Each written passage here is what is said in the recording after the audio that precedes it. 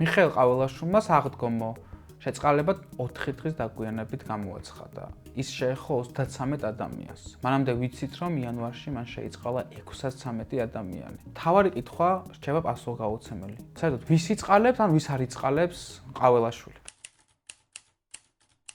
კომენტარმა გამოითხოვა ინფორმაცია ადმინისტრაციისგან, რა კრიტერიუმებს ეფუძნებოდა, ვის შეეხო, რატომ გამოიყენა ასეთი მასშტაბური, რამდენი ადამიანის შესახებ ინფორმაცია განიხილა ადმინისტრაციამ და ასე შემდეგ. თუმცა პასუხი ცხადია არ მიგვიღია და ზოგადად ბოლო წლების ტენდენციებს თუ შევხედავთ, საჯარო სამსახურებიდან არანაირ ინფორმაციას ფაქტობრივად აღარ იძლევია. ესეთი გზა ავირჩიეთ, რომ გვეხედა იმ მონაცემებისათვის, რომელიც არის საქსტატზე გამოქვეყნებული და რომელსაც აწვდის პენტენციური სამსახურებით. ნახეთ ესეთი რაღაც, რომ შევადარეთ 2024 წლის დეკემბრის და 2025 წლის იანვრის მონაცემები. 2024 წლის დეკემბრის მონაცემებით მსჯავრდებული იყო 7409 და გამოდის, რომ არასრულ ერთ თვეში ყაველაშვილმა შეიწყალა 8%-ზე მეტი მსჯავრდებული პატიმრებისა.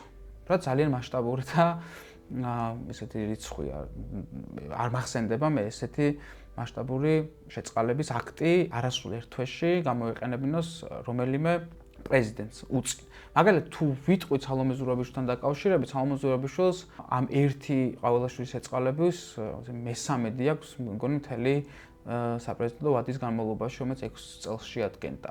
ცხადია, მე არ ვამბობ იმას და არ ვსაუბრობ, რომ ზოგადად შეწყალების აქტი არ უნდა გამოიყენოს პრეზიდენტმა, უნდა გამოიყენოს ძალიან გამონაკლისს შემთხვევებში. თუმცა არ უნდა გამოგრჩეს ის მოცემულობა, რომ ირაკლი ყობახიძე პირიქით საუბრობდა ყოველთვის, რომ შეწყალების აქტი ძალიან ინდივიდუალურად უნდა იყოს გამოყენებული, ეს არ უნდა იყოს მასშტაბური, ეს უნდა იყოს რაღაცა ლიმიტირებული და მარგველაშვილი თავდასხმის ობიექტი ხდებოდა იმის გამო, რომ მასშტაბურად ხდებოდა და დიდ რაოდენობაზე ადამიანების შეწყალების გამოყენება. ამ შემთხვევაში ხედავთ, რომ ყაველაშვილის შემთხვევაში ასეთი რამ ოცნებას არ უთქვამს. ერთი მაგალითი, რომელიც ძალიან თვალნათელია იმის საჩვენებლად, რომ შეწყალებებს უარი არის პოლიტიკურად ნაკარნახევი, ალბათ არის ომარის და საბას შემთხვევა, ხო?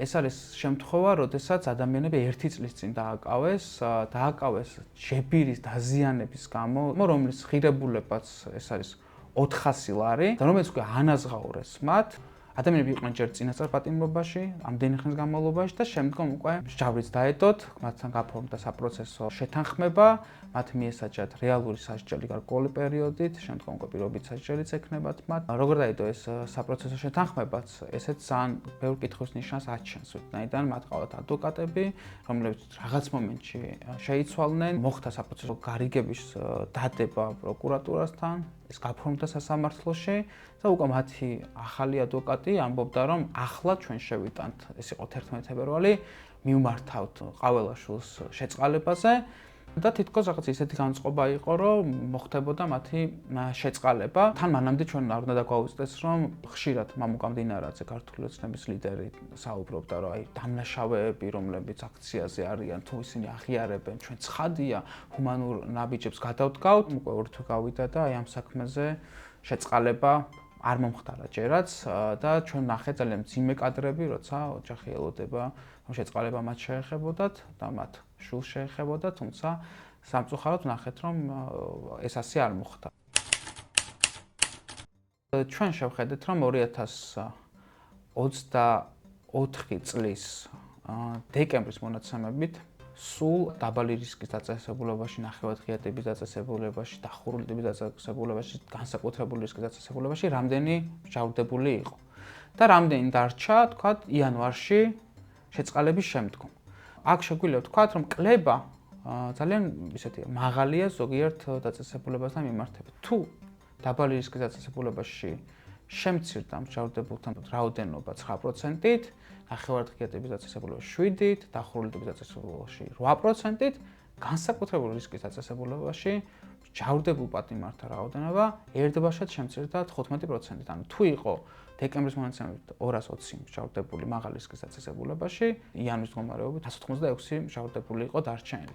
აქ ჩვენ ზუსტად ვერ ვიტყვით, რომ აუცილებლად ეს შემცირება გამოწვეული არის შეწყალების აქტით, თუმცა ლოგიკურად, როცა ჩვენ უყურებთ ამ სტატისტიკურ მონაცემებს, უმეტესწილად ძალიან დიდი ალბათობაა იმისა, თითქმის ყველა ეს რაოდენობრივი ცვლილება გამოწვეულია სწორედ შეწყალების აქტით და როცა ჩვენ ხაზს უსვამთ განსაკუთრებით რისკის დაწესებულებაში, პატიმარ ასე მკვეთრ შემცირებას, ჩვენ აქ ვსაუბრობთ არა იმაზე, რომ რატომ მოხდა ან როგორ მოხდა, უბრალოდ კრიტერიუმებზე მივდივართ ისევ ყოველაშუმა რა კრიტერიუმით გამოიყენა შეწყალება. ქართული ოცნებისვე კანონით განსაზღვრება რომ ვნახოთ, შეგვიძლია ვთქვათ, რომ განსაკუთრებული რისკის თავისუფლების აღკვეთის დაწესებულებაში სასჯელის მოსახდელად თავსდება საშიშროების მაღალი რისკის მჯავრდებული, რომლის პიროვნული თვისებები, მისი ავტორიტეტი, დანაშაული ჩადენის მოტივი, დამდგარი მართლმსაწინააღმდეგო შედეგი, თავისუფლების აღკვეთის დაწესებულებაში გამოვლილი ქცევა მნიშვნელოვან საფრთხეს უქმნის, ან შეიძლება შეუქმნას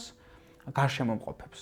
ვსაუბრობ იმას, რომ ზოგადად მჟავრდებულთა რაღაცა შემსუბუქების მიმართულებით გადადგმული ნაბიჯები ცუდი კი არ არის, მაგრამ ეს რაღაცნაირ კრიტერიუმებს უნდა ექვემდებარებოდეს. იცნება ერთი კითხვა, ძალიან ისეთი მარტივი ალბათ აქ, თუ განსაკუთრებული რისკის მქონე მჟავრდებულების საქმის განხილვა სჭირდება 2 კვირა, 3 კვირა მაქსიმუმ და შეიძლება იქნება რაღაც 35-40 ადამიანი გაათავისუფლა არასრულ ერთ თვეში, როცა ხარ რეზიდენტი, ან როცა ხარ ყაველაშვილი, რატო არ შეიძლება რომ ჯებირების, დაზიანების გამო, რომლიც უკვე ანაზღაურებულია, როცა არ არსებობს დაზარალებული, ასე რომ ვთქვათ, ხო, რეალური ადამიანები დატო პატიმრობაში 11 თებერვალს თუ მოგმართა შეწყალების მოთხოვნით, უკვე 2 თვე ნახევარზე მეტია. აქ უკვე არგუმენტი იმაზე, რომ ქართული ოცნება ჰუმანურ ნაბიჯებს დგავს, ან მიხეილ ყაველაშვილი ჰუმანურ ნაბიჯებს დგავს, ეჭვს იწვევს და ალბათ არავის აღარ ჭერა ამაზე, როცა საუბრობენ თავადაც და ბევრი სხვადასხვა ვარაუდი იქნება, რატომ მოხდა ასეთი მასშტაბური შეწყალების აქტი იანვარშიც, ხო? ეხლა ეს უკვე შეიძლება ვიღაცა თქვას მანიპულაციაა, თუმცა ჩვენ არ უნდა გამოგვრჩეს, რომ ვართ საქართველოში, ყველა მიცის და ალბათ ყველა სკოლია ერთი პატიმარი მაინც ოჯახში თუ არა სანათესაოში და როგორ ხდება ხოლმე, ან არის სურვილი ხელისუფლებების მხრიდან გამოიყენონ პატიმრების ოჯახები, ახლობლები იმისათვის, რომ მოაგროვონ პარტიული ხმები წინასაარჩევნოდ და შემდგომ უკვე რაღაცნაირად ვინც კი ამაში დახმარებას უწევს, რაღაცნაირი კომპენსირება განახორციელონ, კომპენსირება მოახდინონ არჩევნების დასრულების შემდგომ.